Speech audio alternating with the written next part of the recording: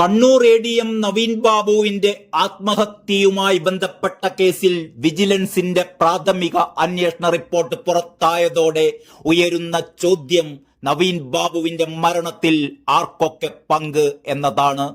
പിണറായി വിജയന്റെ സ്വന്തം വിജിലൻസ് അന്വേഷിച്ചിട്ട് പോലും നവീൻ ബാബു കൈക്കൂലി വാങ്ങി എന്ന് കണ്ടെത്താൻ കഴിഞ്ഞിട്ടില്ല. TV പ്രശാന്ത് നവീൻ ബാബുവിന് കൈക്കൂലി നൽകിയതിന് തെളിവില്ല എന്നാണ് വിജിലൻസ് റിപ്പോർട്ടിൽ പറയുന്നത്. വിജിലൻസ് പ്രാഥമിക അന്വേഷണ റിപ്പോർട്ടിന്റെ വിശദാംശങ്ങൾ ഏഷ്യാനെറ്റ് ന്യൂസ് ആണ് ആദ്യമായി പുറത്തുവിട്ടിരിക്കുന്നത്. നവീൻ ബാബു കൈക്കൂലി വാങ്ങി എന്ന് പരോക്ഷമായി ദുസ്സൂചന നൽകി PP ദിവ്യയെ വെള്ളപൂശാനായിരുന്നു കണ്ണൂർ ജില്ലാ സെക്രട്ടറി MV ജയരാജന്റെയും സംസ്ഥാന സെക്രട്ടറി MV ഗോവിന്ദന്റെയും ഒക്കെ ഹീനശ്രമം. അതാണിപ്പോൾ പിണറായിയുടെ സ്വന്തം വിജിലൻസ് തന്നെ പൊളിച്ചടുക്കിയിരിക്കുന്നത്. ADM നവീൻ ബാബുവിന് കൈക്കൂലി കൊടുത്തു എന്ന പ്രശാന്തിന്റെ മൊഴിക്കപ്പുറം ഒരു തെളിവുമില്ലെന്നാണ് വിജിലൻസിന്റെ കണ്ടെത്തൽ.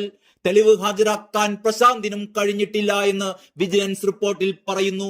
Kozhikode vigilance special cell SP ആണ് അന്വേഷണം നടത്തിയത്.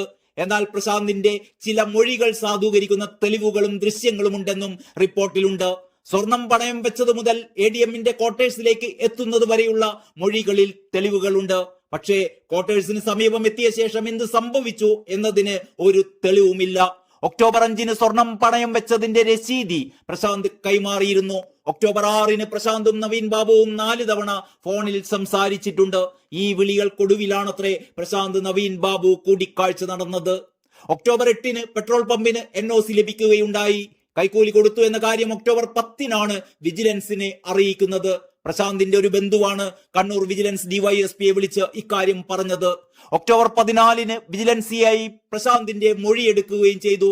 അന്ന് വൈകിട്ടായിരുന്നു വിവാദമായ യാത്രയയപ്പ് യോഗം. ആ യോഗത്തിൽ വെച്ചാണ് കണ്ണൂർ ജില്ലാ പഞ്ചായത്ത് പ്രസിഡന്റായിരുന്ന PP ദിവ്യ നവീൻ ബാബുവിനെ ആക്ഷേപിച്ചതും പരിഹസിച്ചതും ഭീഷണിപ്പെടുത്തിയതുമൊക്കെ. തുടർന്നായിരുന്നു പിറ്റേ ദിവസം നവീൻ ബാബുവിനെ മരിച്ച നിലയിൽ ക്വാർട്ടേഴ്സിൽ കണ്ടെത്തിയത്.